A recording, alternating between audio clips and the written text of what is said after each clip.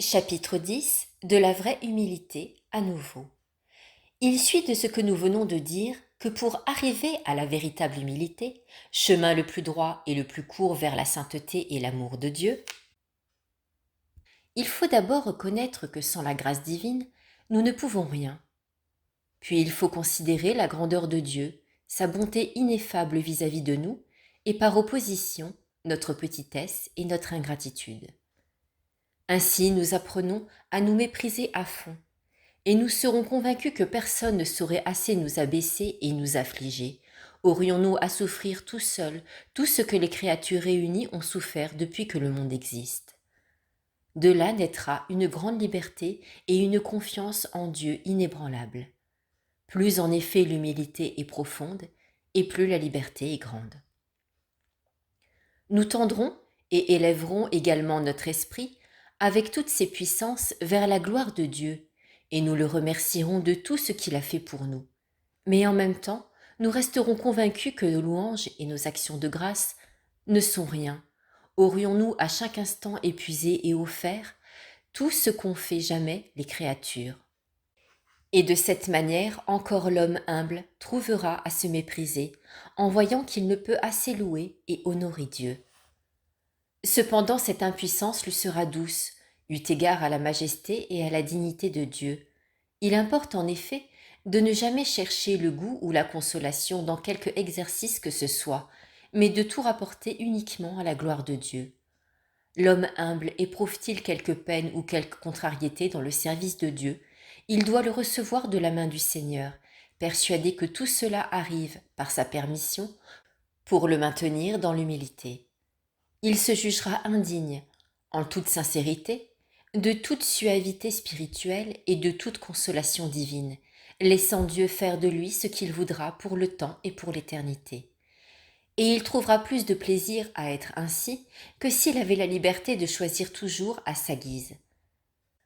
Sans doute, il lui est agréable de louer Dieu pour toutes ses œuvres, mais lui est plus agréable encore d'être à Dieu et de Dieu. Ceci mène l'homme plus haut en Dieu.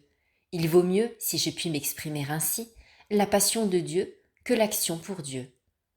Voulez-vous maintenant que cette humilité passe en habitude? Il faut l'exercer souvent. Un exercice assidu fait une nouvelle nature, c'est-à-dire change les inclinations de l'ancienne. Et si le seul exercice peut cela, à plus forte raison quand la grâce le soutient et le dirige. Enfin, dans l'homme vraiment humble, le soleil divin peut répandre, sans intermédiaire, ses rayons resplendissants, et cela dans la mesure où cet homme se sera abaissé au-dessous de Dieu. Je dis bien au-dessous, et non pas derrière, non pas devant, mais de manière à regarder Dieu seulement au-dessus de lui. Or, rien ne lui sert mieux ici que la solitude et un pieux silence, le silence du corps et celui de l'âme. J'ajoute que cet homme se place et se met non seulement au-dessous de Dieu, mais de toutes les créatures, au-dessous même du plus petit ver de terre, car celui-ci n'a jamais offensé Dieu, jamais il n'a reçu les bienfaits qu'il a reçus, lui. Il a en grand honneur et en grande vénération non seulement Dieu, son Créateur, mais tout ce qui vit en lui, la très sainte Mère du Christ, tous les anges et tous les saints, la Sainte Église, les saints sacrements. L'humilité bannit du cœur toute douleur et toute angoisse. Celui-là seul souffre et gémit qui manque de véritable humilité. La peine et la douleur sont en effet les filles de l'orgueil. Si Lucifer avait été humble, il ne fût jamais devenu un démon. Ce qui l'a fait tomber, c'est l'orgueil. Marie, la très digne mère du Christ, a été parfaitement humble. Voilà pourquoi jamais la moindre tache du péché n'a effleuré son âme. Et j'affirme que tout homme vraiment humble est lui aussi à l'abri du péché. Dieu pourra opérer en lui absolument tout ce qu'il voudra sans rencontrer le moindre obstacle.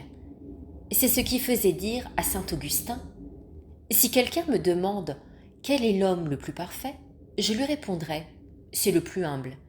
Et si cette question m'est 100 fois répétée, je ferai 100 fois la même réponse.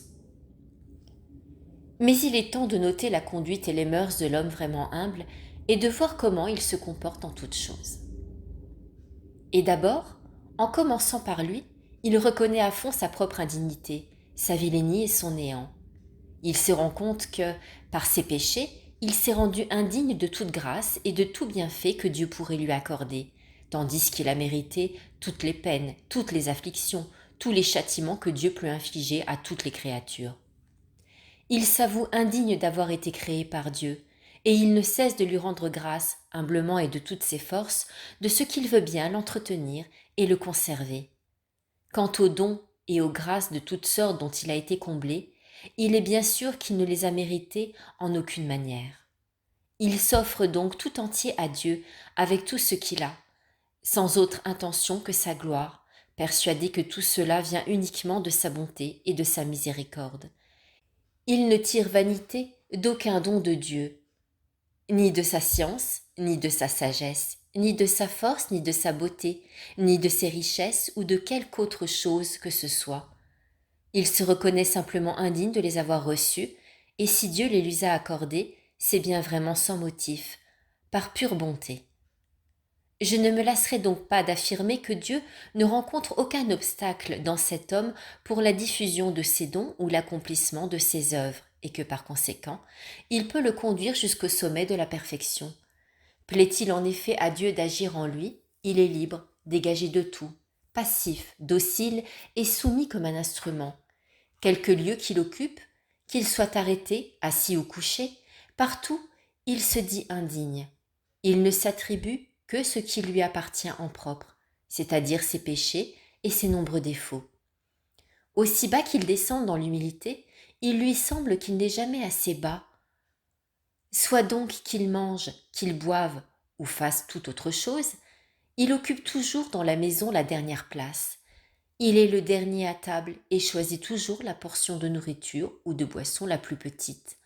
En un mot, dans tout ce qui lui est nécessaire, il désire toujours qu'on lui donne la part la moins bonne. Les restes que laissent les autres, ou qui les dégoûtent, sont assez bons pour lui, et il les accepte avec joie. Que dis-je, il s'estime indigne même de cela. Il ne l'a pas mérité. Il est incapable de le mériter. Ajoutez qu'il est humble, doux et bref dans ses discours, simple et franc dans ses réponses, simple aussi dans sa conversation et son habit, prêt à rendre service avec joie à tout le monde. Il garde l'humilité dans tous ses services, dans toutes ses œuvres, intérieurement et au dehors, soit qu'il agisse sous le regard de Dieu, soit en face des hommes, si bien que personne ne pourrait trouver en lui le moindre sujet à scandale.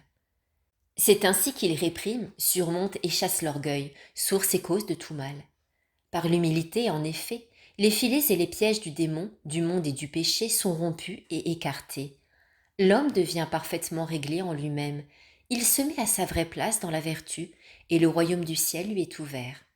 Ses prières sont exaucées sans difficulté, et Dieu répand sur lui à profusion sa grâce. Notre Seigneur Jésus-Christ lui-même, la pierre angulaire et le fondement sur lequel il a établi, dans une profonde humilité, l'édifice de ses vertus, et cet édifice est inébranlable. Enfin, cet homme est à l'abri de la douleur. Il ne se plaint jamais de rien.